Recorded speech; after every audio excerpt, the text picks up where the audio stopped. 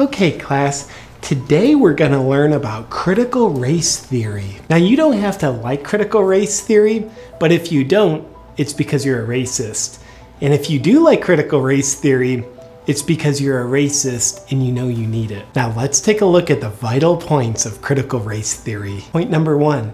Critical race theory says the most important thing about you is your skin color. That's what defines you as a person. Point number 2.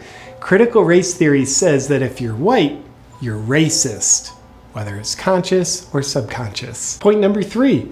Critical race theory says if you're a minority, you're a victim of a system that's rigged against you. Point number 4. Critical race theory says racism is present in all interactions. And I really can't stress this enough to all you young racists. In other words, critical race theory is a movement that seeks to bring about racial unity by creating more racial division. Now let's break some of this down and dive deeper, shall we? Racism occurs in all interactions. It's always present. That's why you have to look for it critically.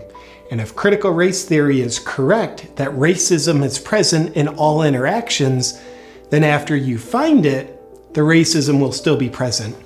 But at least now you can be angry about it. Present in all interactions, Mr. Sears?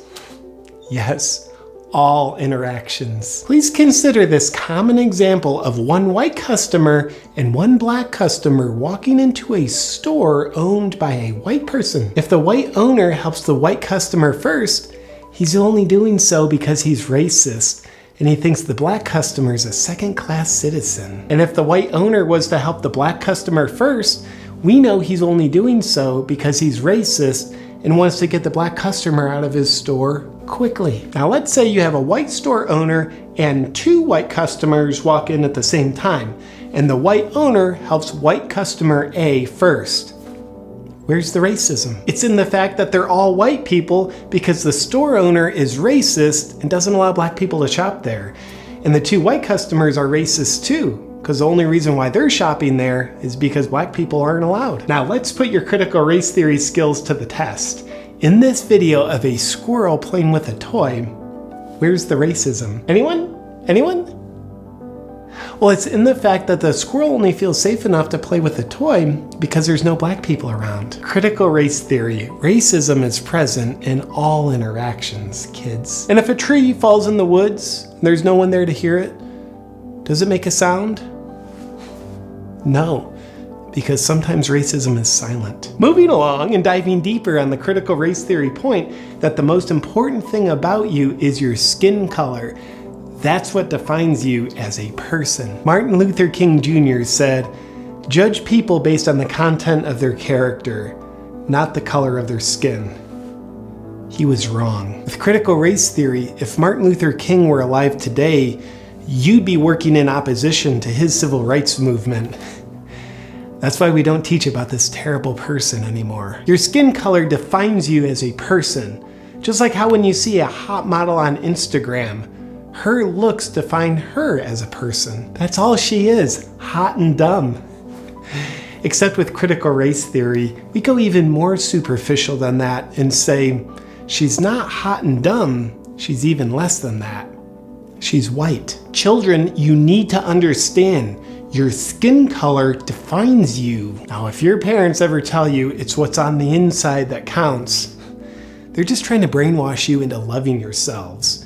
Critical race theory is much better at helping you hate yourself and everyone else. Pop quiz! You have two students, White Bethany and Black Nancy. White Bethany happens to do better on her math test. Why? Answer?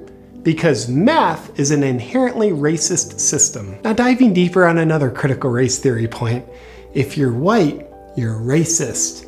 It's either conscious or subconscious. Now you might have friends that are black, you play with them, you love them, and if you do, you're acting out horrible subconscious racism. The only reason why you're genuine friends with them and love them is because you feel sorry for them, because you're a racist and you think you're better than them.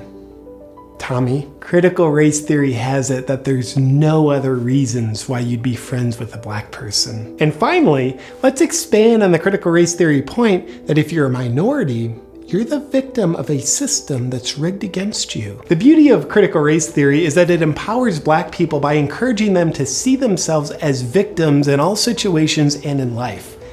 And that's empowering. Now, if you ever attend a Tony Robbins event or read any self-help, you'll quickly discover that seeing yourself as a victim is a part of all good personal empowerment. Because if there's anything more accurate than seeing things as they are, it's seeing things as worse than they are. A wise man once said, "You can't be a victim and a master at the same time."